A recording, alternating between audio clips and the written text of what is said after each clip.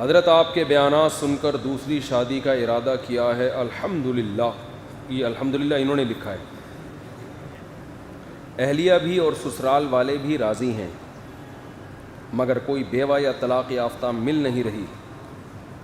حضرت کوئی ایسا ادارہ بتائیے جس میں یہ خاتون کے رشتے مل جائیں یا آپ کوئی رشتہ بتا دیں. آرڈر پہ بیوہ کروائے.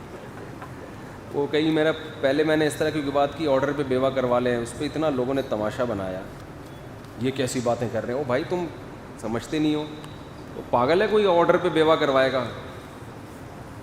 تو ویسے ہی ایک بات کہہ دی. تو یہ جو ہے نا, دیکھو ہمارا تو کوئی رشتے کرانے کا سیٹ اپ نہیں ہے, اور یہ شادی دفتر میں جائیں آپ کو مل جائیں گے بہت سارے رشتے وہاں پہ. آپ نے ارادہ کیا ہے تو اب آپ نے ارادہ کیا ہے نا, تو اب آپ تلاش بھی کریں. آدھا کام ہو گیا, آدھا رہ گیا. اور کمال ہے آپ کے سسرال والے راضی ہیں, حیرت ہے. سسرال تو اسرائیل کہلاتا ہے آج کل, اور داماد ایسے ہوتے ہیں جیسے فلسطینی. ٹھیک ہے, بڑے نیک سسرال والے ہیں. اصل مسئلہ یہ ہے کہ دیکھیں رشتہ تو مل جائے گا, آپ جب تلاش کریں گے کہیں نہ کہیں مل جائے گا. بہت لوگ ضرورت مند ہیں. اچھا, رشتے تلاش بھی لوگ ایسے کر رہے ہوتے ہیں. ایک صاحب تھے, مولوی صاحب نا, میں جب بھی ملنے کے لیے جاتا وہ کتاب پڑھ رہے ہوتے تھے, اور اپنے چیئر پہ کرسی پہ نا بیٹھے ہوئے کتاب پڑھ رہے. جب بھی جاؤ یہی. ایک دن مجھے کہتے ہیں یار پتہ نہیں رشتے آپ کو کہاں سے مل جاتے ہیں, ہمیں تو ملتا ہی نہیں کوئی. تو میں نے کہا آپ یہاں بیٹھ کے نا تھوڑا سا لیٹ جائیں اور تکیہ لگا کے. میرے دوست تھے بے تکلف. میں نے کہا پھر اور زیادہ ملیں گے آپ کو. اس اسٹائل میں رشتے نہیں ملتے. کتاب رکھ کے تیگ لگا کے بیٹھے ہوئے سارا دن, تو آپ یہاں مصروف ہو, رشتے تلاش کرتے ہوئے تو ہم نے کبھی دیکھا نہیں آپ کو. تو بعض لوگ کہہ رہے ہوتے ہیں بیٹھے بیٹھے بیٹھے بیٹھے ہمیں کیا چاہیے, رشتہ چاہیے. تو فرشتہ تو آ جائے گا تھوڑے دنوں میں, رشتہ نہیں آئے. چلنا پھرنا پڑتا ہے, شادی دفتروں میں جائیں. مجھے یاد ہے ونس اپون اے ٹائم جب میں دوسری شادی کر رہا تھا تو میں کہاں کہاں نہیں گیا رشتوں کے لیے. شادی دفتر میں نے سارے چھان مارے. یہ جو ایم اے جینا روڈ پر ایک شادی دفتر ہے, آپ نے دیکھا ہوگا, اب پتہ نہیں ہے یا نہیں ہے, یہ بہت پرانی بات کر رہا ہوں میں وہاں گیا. اچھا, مجھے پھر اپنی کتاب کے لیے بہت مواد مل گیا ان شادی دفتروں سے کہ ان میں ہو کیا رہا ہے. تو میں نے اپنی کتاب میں واقعات نقل بھی کیے ہیں, شادی دفتروں کے بھی قصے. میں ایم اے جینا روڈ پہ ایک شادی دفتر تھا, وہاں گیا. ایک خاتون بیٹھی ہوئی, کیسے آنا ہوا, میں نے کہا جی کوئی رشتہ مشتہ ہو تو بتائیں, دوسری کر رہا ہوں. وہ ایسے غصے سے دیکھ کے بولتی ہیں دوسری کے لیے ہمارے پاس نہیں ہوتی, پہلی میں کیا خرابی ہے. میں نے کہا کوئی خرابی نہیں ہے, اللہ کا شکر ہے, ہنسی خوشی زندگی گزر رہی ہے, میں چاہ رہا ہوں ایک اور کر لوں. میں نے کہا کوئی طلاق یافتہ ہوتی ہے, کوئی بیوہ ہوتی ہے, کوئی لنگڑی ہوتی ہے, کوئی معذور ہوتی ہے, تو کوئی بیچاری محتاج ہوگی, ظاہر ہے وہی کرے گی ہم سے, ورنہ کون کرے گا. انہوں نے کہا نہیں. اچھا, میں بیٹھا ہوا ہوں, اتنے میں اس خاتون کے پاس کال آ گئی. اب وہ خاتون جو ہیں کال پہ بات کیا کر رہی ہیں, ریسیور کی دوسری طرف تو مجھے آواز سمجھ میں نہیں آ رہی تھی نا, ان کی باتیں سمجھ میں آ رہی تھی. یہ کہنے لگیں کہ دیکھیں ہم نے, ٹھیک ہے ایک فلیٹ بھی ملے گا آپ کو اور کیش اماؤنٹ بھی ملے گا, گاڑی پہ وہ راضی نہیں ہو رہے, گاڑی پہ راضی نہیں ہو رہے. یہ باتیں ان کی فون پہ ہو رہی ہیں. فون رکھا, میں نے کہا محترمہ 2-3 باتیں آپ سے پوچھنا چاہتا ہوں, یہ کس کی بات ہو رہی ہے. اگرچہ اچھا نہیں, اگلے کو غصہ بھی آ سکتا تھا, میرا فون ہے آپ کیوں پوچھ رہے ہیں. میں نے کہا میں ایک رائٹر ہوں, مجھے کچھ خبریں بھی چاہیے ہوتی ہیں, تو یہ کیا ہو رہا ہے, کیا یہ لڑکی والے مانگ رہے ہیں, فلیٹ بھی چاہیے, کیش اماؤنٹ بھی چاہیے, گاڑی بھی چاہیے, لڑکی والوں کو نا, کیونکہ ہمارا تو سیٹ اپ یہی ہوتا تھا, ہم جہاں جا رہے ہیں لڑکی والے کہتے تھے یہ بھی چاہیے وہ بھی چاہیے. تو ہم نے کہا سب جگہ یہی سسٹم چل رہا ہو, اور لڑکی والوں کو چاہیے تو سمجھ میں بھی آتا ہے, کیونکہ خرچہ شریعت میں کس کے ذمہ ہے, مرد کے ذمہ. ان تبتغوا باموالکم, قرآن کہہ رہا ہے پیسے خرچ کر کے رشتے تلاش کرو. جب رشتہ بھیجو لڑکی والے پیسوں کی بات کریں, پیسے ہی نہیں ہیں. ہمارے حضرت بتایا کرتے تھے نا, ایک مولوی صاحب تھے, ان کی شادی نہیں ہو رہی تھی, یہ میں اکثر واقعہ سناتا ہوں. تو حضرت ان کی نقل اتار کے کہتے تھے کہ میں نے ان سے پوچھا آپ بہت عمر ہو گئی ہے, آپ کی شادی کیوں نہیں کرتے آپ. انہوں نے بیچاروں نے بڑا منہ بنا کے کہا پیسے ہی نہیں ہیں.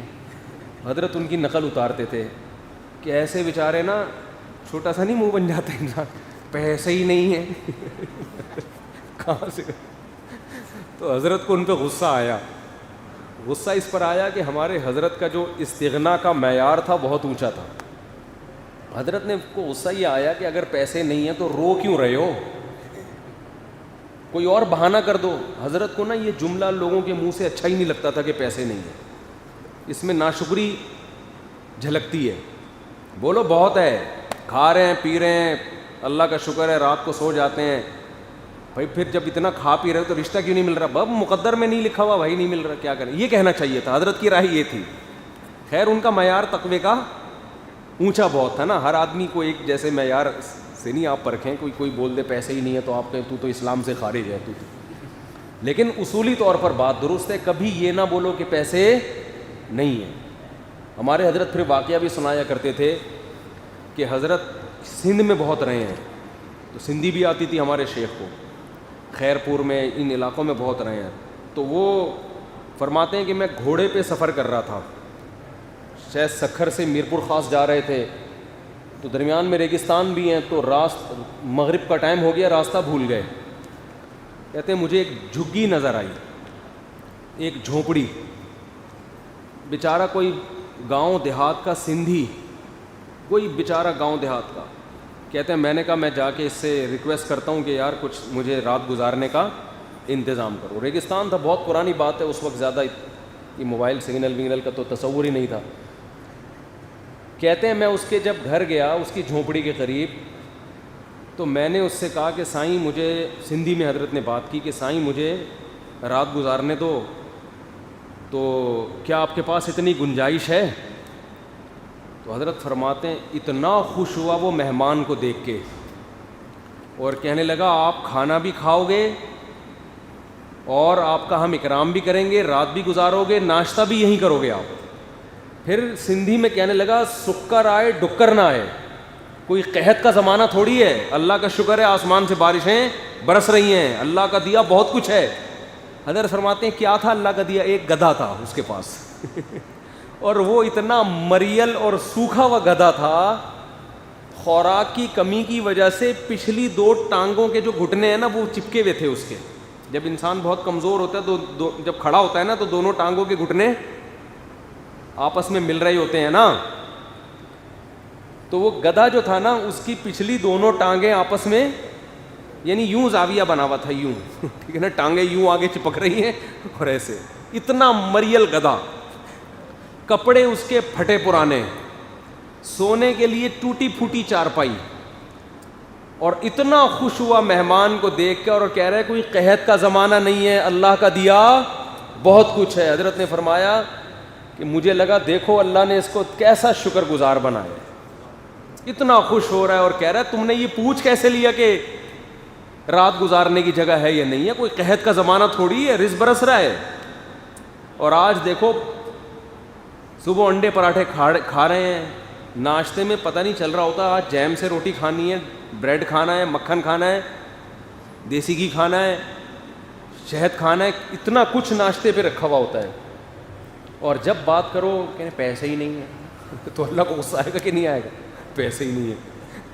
تو یہ کیا پوچھ رہے ہیں یہ, ہاں تو میں وہ جو ایم اے جینا روڈ کا واقعہ سنا رہا تھا, یہ عبرت والے واقعات ہوتے ہیں. میرے واقعہ برائے وہ کتے والا لطیفہ بھی عبرت والا لطیفہ تھا. وہ کتے والا لطیفہ میں نے سنا ہے نا بیان میں, لوگ کہہ رہے ہیں یہ کیا ممبر پہ بیٹھ گئے کتے والا لطیفہ. کتے والا سنا دوں, آپ بہت سے نئے لوگ ہیں, لوگوں کو پتہ ہی نہیں نا کون سے لطیفے کی بات کر رہے ہیں. بھائی ایک آدمی کی بیوی کو کتے نے کاٹ لیا, وہ مر گئی, تو اچانک بیچاری کی جوان بیوی مر گئی کتے کے کاٹنے سے. تو اب اگلے دن تعزیت کرنے والوں کی لائن لگی ہوئی ہے, ہزاروں لوگ. یہ ایک آدمی لائن سے نکل کے آیا, وہ تعزیت کے لیے نا ہزاروں لوگ لائن لگا کے کھڑے ہوئے تھے افسوس کرنے کے لیے. تو یہ لائن توڑ کے آیا اور اس سے کہتا ہے بھائی ایک دن کے لیے کتا مل جائے گا مجھے, ایک دن کے لیے کتا مل جائے گا. جس نے ایک تھپڑ لگایا, بولا جا لائن میں کھڑا ہو جا. تو کیا سمجھتا ہے یہ تعزیت کے لیے آئے ہوئے ہیں, یہ سارے کتے کے لیے آئے ہوئے ہیں یہاں پہ. یہ سارے کس کے لیے آئے ہوئے ہیں؟ تو اس میں کیا اسباق ملتے ہیں یہ بھی میں بیان کرنا شروع کر دیا تو موضوع چینج ہو جائے گا نا. کوئی خاتون بیچاری اتنی بری نہیں ہوتی کہ کتے سے کٹواؤ اس کو جا کے. بتا رہا ہوں کہ لوگوں کی سوچ دیکھو نا کتنی ٹینشن میں آئے ہوئے لوگ. اچھا خیر, تو وہ میں ایم اے جنر روڈ کا واقعہ سنا رہا تھا کہ وہ خاتون نا بات کر رہی ہے فون پہ کہ فلیٹ چاہیے, گاڑی نہیں گاڑی پہ راضی نہیں ہو رہے, پیسوں پہ بھی دو پتہ نہیں 2.5-3 لاکھ اور فلیٹ پہ بھی راضی کر لیا. تو میرا خیال یہ تھا کہ یہ لڑکی والوں کا مطالبہ ہے کس سے؟ لڑکے سے, کہ یہ کچھ ہمیں مہر میں چاہیے. تو میں نے ان سے پوچھا یہ کیا کہانی چل رہی ہے؟ انہوں نے کہا کہ اصل میں لڑکے کا مطالبہ ہے کہ میں لڑکی سے شادی اس صورت میں کروں گا کہ یہ سارا جہیز مجھے مل جائے. آپ معاشرہ دیکھ رہے ہیں کدھر کو جا رہا ہے؟ نہیں آ رہی سمجھ میں بات؟ لڑکیوں کو کوئی بھی ڈھنگ کا آدمی مل جائے نا, پوری دولت لٹانے کے لیے لڑکیوں کے ماں باپ تیار ہیں. داماد انسان کا بچہ مل جائے ہمیں بس, کوئی بات نہیں, پیسہ دے دیں گے ہم. یہ چل رہا ہے مارکیٹ میں. اور جو دوسری کے لیے گیا ہوا ہے وہ لنگڑی لولی مانگ رہا ہے. اب فلسفہ سمجھ میں آیا 4 شادیوں کا؟ نہیں آ رہی بات. وہ یہ شرطیں نہیں لگا رہا, وہ تو کہہ رہا ہے میں خرچ کروں گا. تو جب 2-3 شادیوں کا معاشرے میں رواج ہوتا ہے, مرد کا معیار گرتا ہے, عورت کا معیار بڑھتا ہے. یہ واقعہ میں اس لیے سنا رہا ہوں آپ کو. تو میں نے ان سے کہا کہ یہ کیا ڈرامہ ہو رہا ہے؟ تو لڑکی والے فلیٹ کیوں دے رہے ہیں اس بے شرم انسان کو؟ انہوں نے کہا پہلے ہی بچی لڑکی کی عمر 30-35 سال ہو گئی ہے, اب ایک ڈھنگ کا رشتہ آیا ہے تو اب وہ مجبور ہیں, تو فلیٹ دینے پر لڑکی والے آمادہ ہو گئے. اور اچھا لڑکی والے بھی عجیب ہیں, اکلوتے میاں پہ سارا کچھ قربان کرنے کے لیے تیار ہیں. دوسری کے لیے کوئی ڈھنگ سے کر کے نہ فلیٹ مانگ رہے ہیں, بلکہ وہ دے رہا ہے, وہ گاڑی بھی دے رہا ہے. میں نہیں دے رہا, وہ دے رہا تھا, جو بھی دے رہا تھا کہ یہاں میرے پہ رشتے آئے, اچھا فلیٹ لکھ کے دے دو, صحیح ہے نا, فلیٹ لکھ کے دے دو.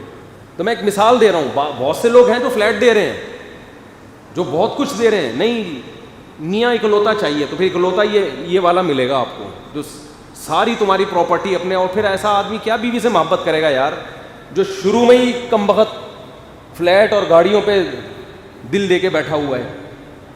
تو اب وہ محترمہ نے مجھے بتایا کہ یہ سب کچھ پہ لڑکی والے ایگری ہو گئے, گاڑی پہ آ کے گوٹ اٹک گئی ہے.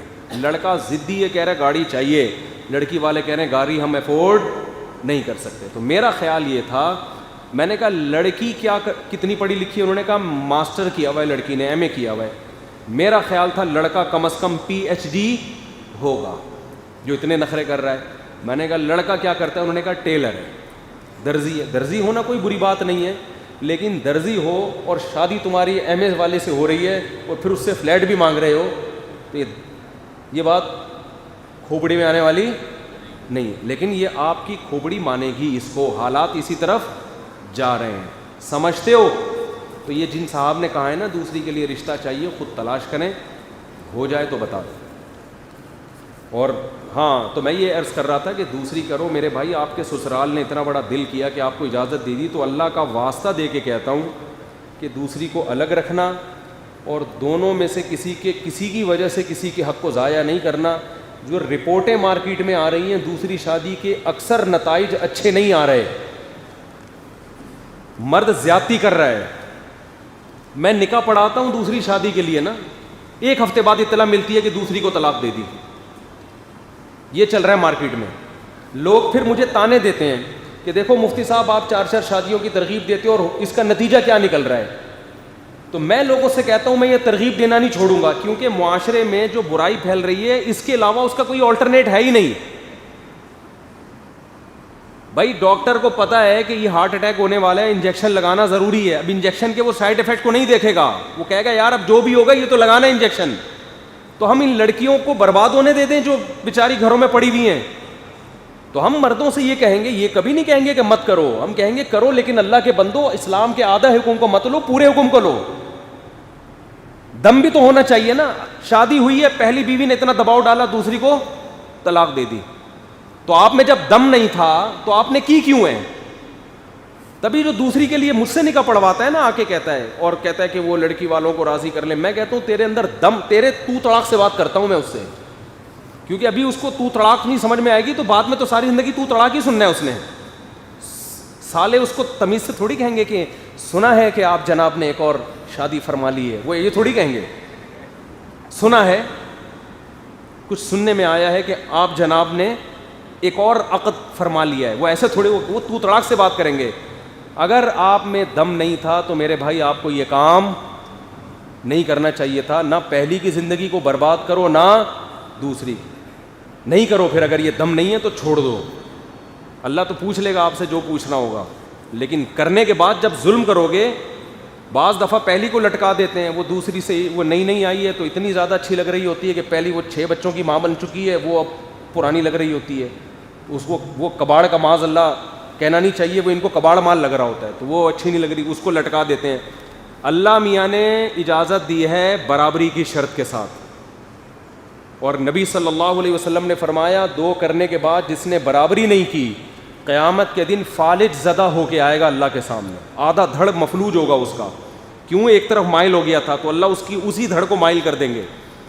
اس لیے اللہ کا خوف کریں. کچھ بہت غلط رپورٹیں آتی ہیں مردوں کی, شوق میں کرتے ہیں اور چسکے لینے کے لیے, اور اس کے بعد جب حقوق کی باری آتی ہے تو پیچھے ہٹنا شروع ہو جاتے ہیں. وہ لڑکی جب دوسری بیوی بنی ہوتی ہے وہ بیچاری کسی کام کی نہیں رہتی, وہ اس کو یہ چھوڑ دے گا تو ایک اور طلاق کا دھبا لگ گیا اس کے اوپر. تو اس لیے بھائی تھوڑا انسان کے مرد بن کے تو کرنا ہے تو کرو, اور خاص طور پہ جن کے سسرال والے اجازت دے رہے ہیں ان پہ تو بہت بڑی ذمہ داری ہے کہ ایسا نہ ہو کہ آپ نے جب کی ہے تو آپ دوسری کی طرف اتنا مائل ہو جاؤ کہ پہلی کو لٹکا کے چھوڑ دو. ایسے واقعات میرے علم میں پہلی بیوی نے پرمیشن دی کہ بھائی ٹھیک ہے آپ کر لیں, کرنے کے بعد اسی بیوی کو لٹکا دیا, اس نے اتنا بڑا دل کیا تھا.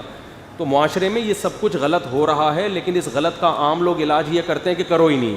میں یہ علاج نہیں کرتا بھائی, کرو لیکن ان حقوق کو بھی ادا کرو. جیسے ایک بھی کرو نا تو حقوق بھی ادا کرو, یہ تو نہیں کہ ایک کرنا ہی چھوڑ دو, تو حقوق ادا کرنے کی طرف بھی توجہ دینی چاہیے.